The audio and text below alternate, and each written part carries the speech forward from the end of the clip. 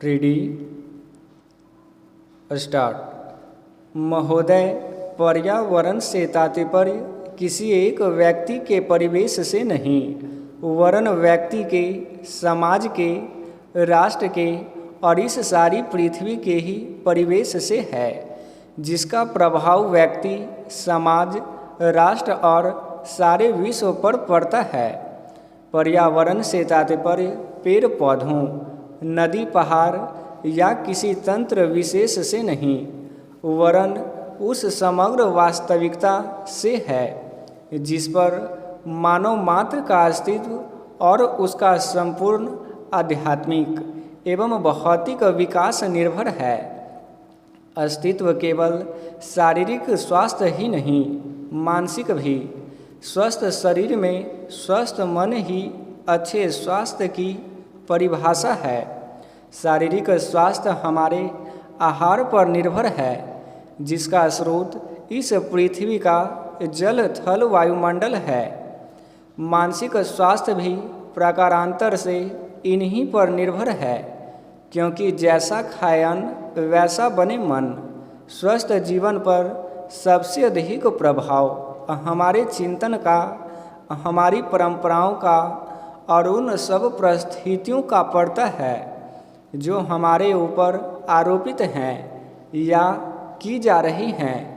इसलिए पर्यावरण या परिवेश में जल थल वायु ही नहीं, बल्कि वे सारे घटक महत्वपूर्ण हैं जिनका कुछ भी प्रभाव हमारे जीवन पर, हमारी क्रियाशीलता पर पड़ता है, जैसे हमारे विचार, हमारे आचरण और हमारी परंपराएं एवं संस्कृति आदि। सदा से मानव की आकांक्षा उन्नति और विकास की रही है। जगत का अर्थ ही है गतिमान, और गति दोनों ओर संभव है, उन्नति की ओर भी और अवनति की ओर भी। पहली को हम प्रगति कहते हैं और दूसरी को अगति, विगति, अधोगति, दुर्गति कह सकते हैं। वास्तव में मनुष्य ऐसा जटिल प्राणी है जिसमें अनेक विरोधाभासी और असंगत प्रतीत होने वाली प्रवृत्तियां और प्रतिक्रियाएं होती हैं। वह कानून और व्यवस्था की मांग करता है, किंतु चलचित्र, दूरदर्शन आदि में स्वतः ही बाहर की हिंसा या खेलों में युक्तिपूर्वक की गई हिंसा अथवा अनीति से मंत्रमुग्ध हो जाता है। मनुष्य अपनी ही जाति या वर्ग के व्यक्तियों के प्रति प्रायः बहुत अधिक प्रतिद्वंदी होता है, किंतु कोई बाहरी खतरा उपस्थित होने पर उनके प्रति हद से ज़्यादा सहयोगी बन जाता है। वह सड़कों पर या युद्धों में सामूहिक विनाश के प्रति उदासीन रहता है, किंतु किसी खान में फंसे हुए एक व्यक्ति या किसी कुएं में गिरे हुए एक बालक की रक्षा करने के लिए ढेरों साधन जुटा लेता है।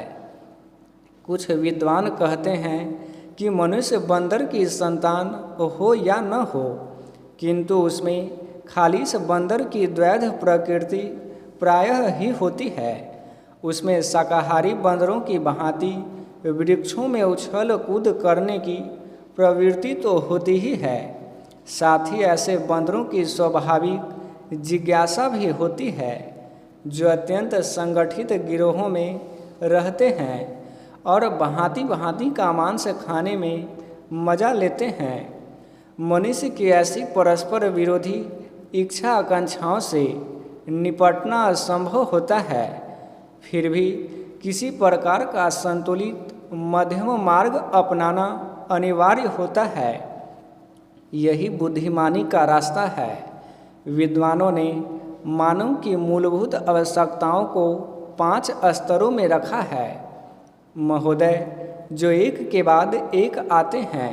शारीरिक आवश्यकताएं यथा भोजन, कपड़ा, मकान और आराम जीवन की मौलिक आवश्यकताएं हैं। दूसरे स्तर पर आती हैं सुरक्षा और भविष्य के प्रति निश्चिंतता। इनके लिए मनुष्य भांति भांति की। स्टॉप।